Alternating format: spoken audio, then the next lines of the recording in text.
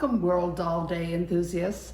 It's so wonderful to be back here in the facilities of the Grovian Doll Museum in Pacific Grove, California for a very, very special treat today. I'm Elizabeth Ann Coleman, and our guest star is Sue Nile, who is a specialist in collecting Asian ball-jointed dolls. And as many people know, I tend to collect antique dolls, and Asian ball-jointed dolls don't come anywhere near falling into that category. But I also believe that I need to keep up with the current collecting habits of people around the world. And these dolls are amazing examples of collectors' dolls. So Sue, can I ask you to step forward and begin your discussion, because I'm going to have some questions for you. Oh, I'm sure you will. I wanted to talk specifically about the Volks Company today, because they were really the beginning of the Asian ball-jointed doll movement. They started in 1972 doing plastic figures. They called them garage figures of dolls that were based on either anime or manga. Now, can you define anime? Anime are movies or videos, and manga are books, but they're all drawn characters. They're all animated. So what you get is something that is very different looking than, they're less natural looking and more of a cartoon type figure. And a lot of that came from the fact that young people especially were interested in video games. And those characters from the video games then translated into some of the books and the movies. Good example of that is Final Fantasy, which was huge everywhere. So Volks was doing these figures of these characters from those shows. And it was mostly a male audience. So in 1998, they decided to try to bring in some women customers, and they start producing a 1/6 scale doll. And that's about the size of a Barbie. And they did several lines of that. They started getting more customers from the female side, and they decided that they wanted to keep enlarging that. Their master sculptor, Mr. Enku, did a 57 centimeter, which is about 21, 22 inches doll for his wife as an anniversary present. And when he did that, the owner of Volks, Mr. Shigata, saw it and asked him if they could work on something for the line. He proceeded to come out with 4 dolls on February 28th, 1999, they were called the Four Sisters. And that was where all of this started. So that's the beginning of the whole Asian ball-jointed doll movement. The first company was Volks, and they started in 1999. Now, in looking at these dolls, I also see European traditions where East and West meet in the dolls. Very definitely. The whole body jointing system is through, they're all strung, much like the ball-jointed composition bodies we saw in French and German and other dolls of the late 1800s, early 1900s. And if you look and lay one of these dolls out side by side next to one of those, you'll see they're exactly the same kind of structure. But they've also expanded on some of the mobility factors in the joining of the dolls too. They have, and some of the playability, changeability of the dolls.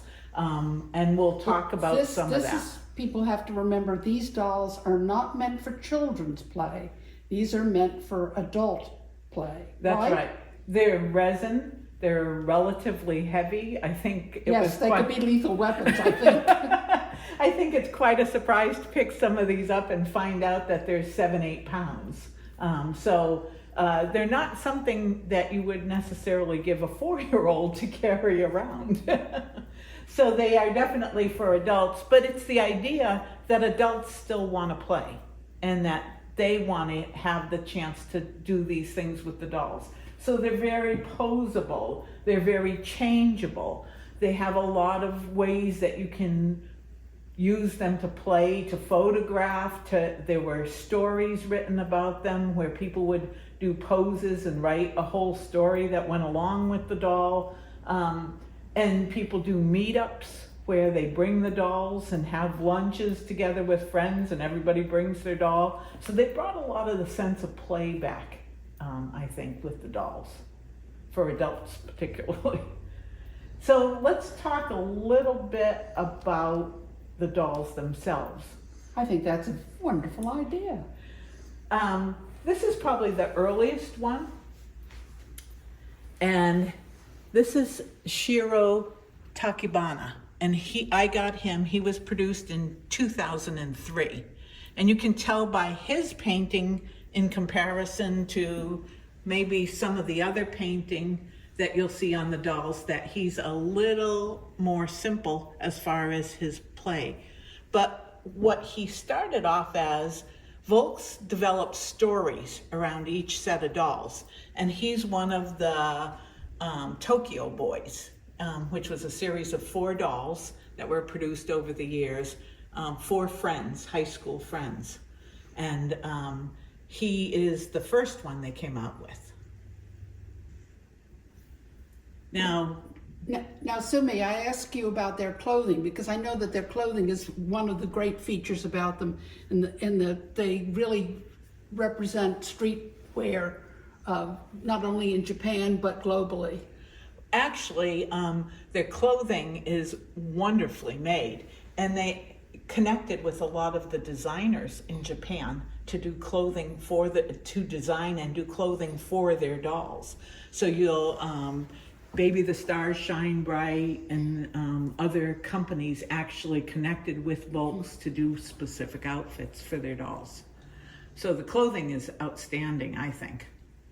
And it's all function. You can take it off, put it on, Yes. Mix and match. Yes. Do all sorts of creative things with it. You can, and you can totally change the look. Now I could buy him a samurai outfit and dress him as a samurai instead of a high school boy.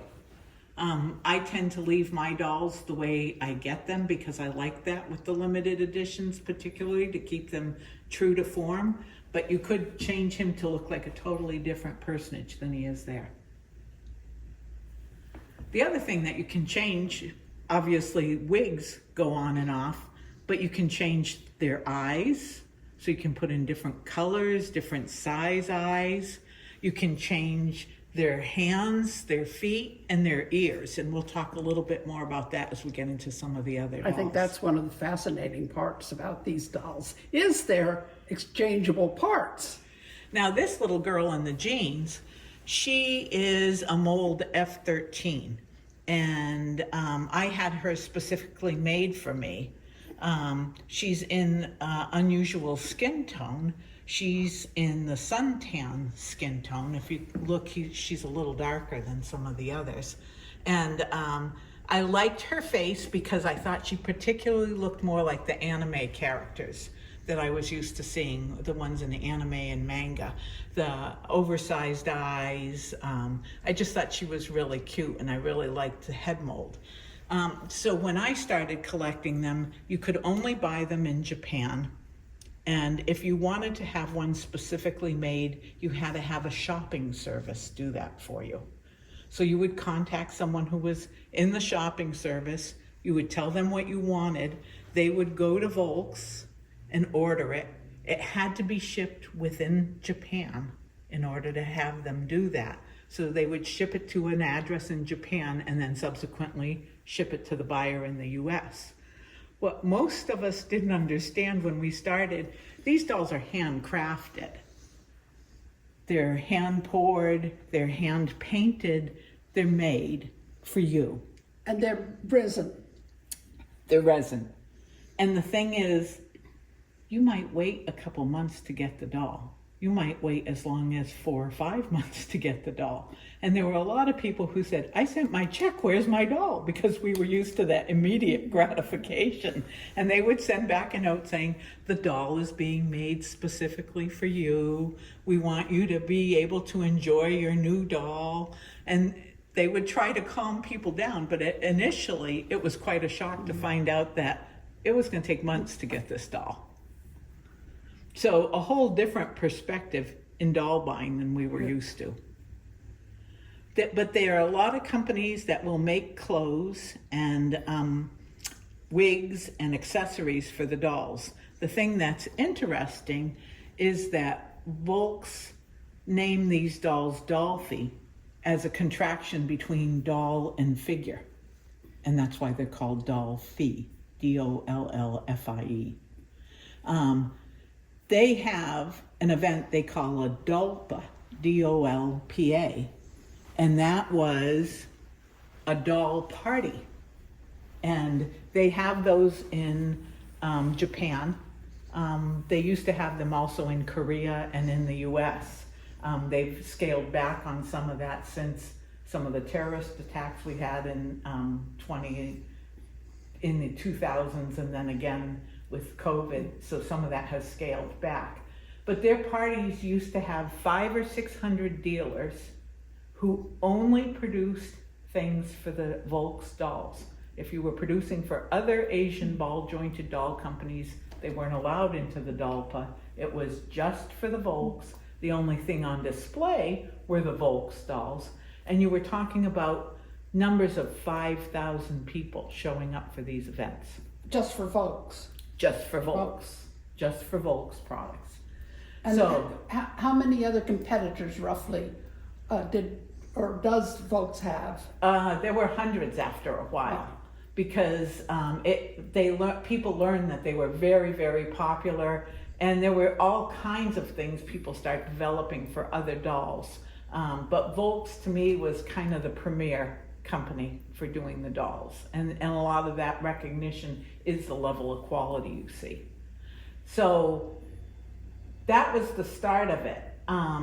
They started off with what they called an SD doll, which was supposed to be a person of about 10 years of age. These two are SD13s because they're supposed to be young teenagers. They then went into developing smaller forms of dolls. This one in the black is known as an MSD. She's smaller, obviously about 16 inches versus the 22 of the larger. This one is an MSD cute because she's more adult figured. This is a younger child, this is an older girl. Then they developed what was known as the YoSDs, which are about 10 inches, and that would be this little girl over here. So they came out with different styles, different ages. Probably the other one they did was the SD16, which is this beautiful statuesque lady, and she's obviously a much more adult looking doll. So from these more traditional and slightly anime ones, where did they go next? I think if you look, you'll see that they went to a more realistic looking face, less of that oversized eye, small features, to the more traditional looking faces like you see in the Ruby and some of the others. They like to have stories that are connected to their dolls, and this particular one that we're looking at now is known as the Frog Prince. And if you look closely, you'll see his hands are webbed. And he actually has a little green in his hair because he's transferring from frog to prince. And he has gills behind his ears. So he was part of a fairy tale series they did. Another character out of a different story in that same series was the Elf King, who's sitting over in the corner. And he is Irvin. he was a limited edition that was done just for the USA for a particular event. And he is done in what they call an ebony skin tone. And there were only 2 dolls produced in that skin tone. The Irvin and the lady next to him, who is the tall statuesque SD16. So Irving, I think, came to this event with some spare parts, and maybe you'd like to take this opportunity to do a little demonstration with some of those bits and bobs. Well, what I wanted to show people, this elf head, they no longer make these, but I thought they were very cool because if you look, he's got 2 different size ears. I wanted you to be able to see the fact that this ear is a smaller elf ear, and this is the larger one. And they're actually interchangeable. There's a small hole in the side of his head, and you put the ear in. They're specific to which side they go on, as you can see, but they are interchangeable ears. And they had, I think, 8 different sets of ears. They have hands that can be changed that are in different positions. If you look at this particular one, and I'll show you this, it's the peace sign. And these were fists. So you can change their hands, you can change their feet, because they come with the high-heeled feet on this lady, the flat feet like on this girl. They also come with tabby feet, so they can wear a sandal, the traditional Japanese sandal and socks. And their eyes are also interchangeable, aren't they? They are. So, and of course their wigs too. If you have a custom one made, I think I read on the Volks site that between the combinations of eyes, head molds, different body parts, hands, feet, also body styles, as far as how adult it is and everything else, there's something like 2 trillion combinations that you can come up with to personalize your doll. Exactly. So to me, that's kind of amazing. I think that's... Well, it's mind-blowing is what it is. And it also shows you that it's very personal, because yes, the doll is your idea. I have never had the skill to be able to sculpt something like any of these dolls. And yet I can make my doll because I can pick everything about it. If you go to the Tenshi no Sato, which is the main doll store and museum in Kyoto for Volks, you can go in and order a specifically for you made doll. And that location, you still have to have the doll shipped to somebody in Japan. But in that location, they have a setup where you can go in and see every head mold that is possible, every eye color that is possible, every hand style that is possible, every foot style, every body type. And they also have catalogs that you can sit at home and choose from. So it's amazing. And if you look at some of the questions they ask in painting these dolls, they want to know what kind of expression you want, how you want the eyebrows painted. Do you want them thicker? Do you want them feathered? Do you want them drawn? How do you want the mouth? Do you want the mouth painted lightly? Does it have lip gloss? Are there wrinkles in the lips? Do you want them only on the wrinkles on the upper lip or on the upper and lower? How would you like your eyes set? To the side, to the front, looking up, looking down? You know, eyelashes, how would you like your... It's very, very personal. I think there was something like 30 questions you had to fill out in order to make the doll your own.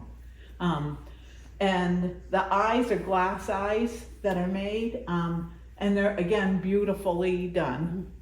So some pieces are only available through certain stores. Some dolls can only be made at the main museum. They don't offer the selection in other stores. They do offer the opportunity to create your own on the USA website, but the difference is they only offer certain head molds and body types on certain offerings, and that's it. You can't just say, I want to create. I saw a doll that I want. Yeah, so it's a little more simple. Yeah. In order to be able to keep orders, I think probably more simple, but it's still amazing to see what you can create with these dolls. And I think they do a fabulous job. The Marie Antoinette over here on this end, who we haven't talked much about, she was done as a blank, and the person that ordered her specifically had a doll artist in Japan paint the face. So she's a little different from some of the others because she was customized after she was produced, which is another option you have. Well, You she's can also buy the in blank. more traditional Western type expression Yes. and a total Western picture. When you look at it. Yeah. Yeah. So I just wanted to give you a chance to see the variety of the types and also how different you can make them look, from somebody as traditional as that one to something as street as these types of dolls in the middle are, to something as much as fantasy as the ones on the end. So And even though this young man is nearly 25 years old now, now, he still can be seen on the streets of Japan this year. yes, yeah, and that's part of the joy of these dolls, I think, is to be able to. And she can still be seen on the streets of Japan this year. So time marches on, but sometimes it doesn't march on as rapidly as you think. No, it's very interesting. Now, both the one in the pink and white and the one in black had a special jointing that was done. And if you look, she has a kind of curved joint in her leg, so she can sit and balance on her legs sideways the way we had her posed. That was a new thing for them. But that's a Japanese traditional Seating arrangement, yeah. not a Western seating arrangement. So see, you can sit her that way and you don't have that situation of how the legs would go. The other thing is that they developed a magnet that holds the head cap, as it's called, on the head, because you have to have the top of the head comes off so you can change the eyes. And some people change their dolls all the time. Some people like to take the eyes, and today she's got blue eyes, tomorrow she's going to have green eyes, the next day she can have brown eyes. Well, we've also been lucky enough to witness collectors in the Volks building itself in Kyoto playing with their dolls in setups so that they can... Much like this, where they can set them up and make an arrangement and set up a play effect of maybe having this Marie Antoinette getting into the chair, or this little girl riding off on the horse. So they have it all set up. There's a museum there. There's the full choice system, which is create your own doll. There are multiple photography setups available for people to go in and use, and there's a store, and it's all set in a Shinto shrine in Kyoto. And what's so great is that it's about 50-50 as far as division of genders playing with the dolls. Yes, which is terrific to see. You see both men and women there, Yeah. and equally enjoying the dolls. Yeah. And I think that's part of the joy of this. As I said at the beginning, I think we're starting to play again. Yes. So It's a hobby horse I'm riding hard and fast. So do you have any other questions? I don't think so. But Sue, I want to thank you for sharing your enthusiasm for these, and I hope clarifying some questions that people have about these dolls, and showing how long these actually have been available in the marketplace, in the global marketplace, not just in the Japanese market. Yes. I think that's probably surprising to most people. Most people think of them as relatively new, and yet when you think about it, they've been It's a around quarter of a 25 century. years. Yeah. Quarter of a century, yeah. Yeah.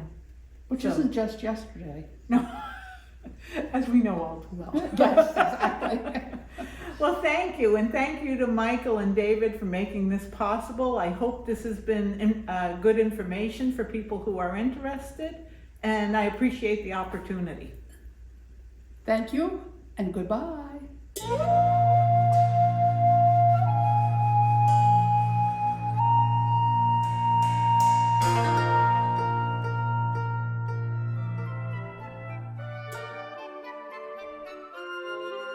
Remember to like, subscribe, and hit that notification button.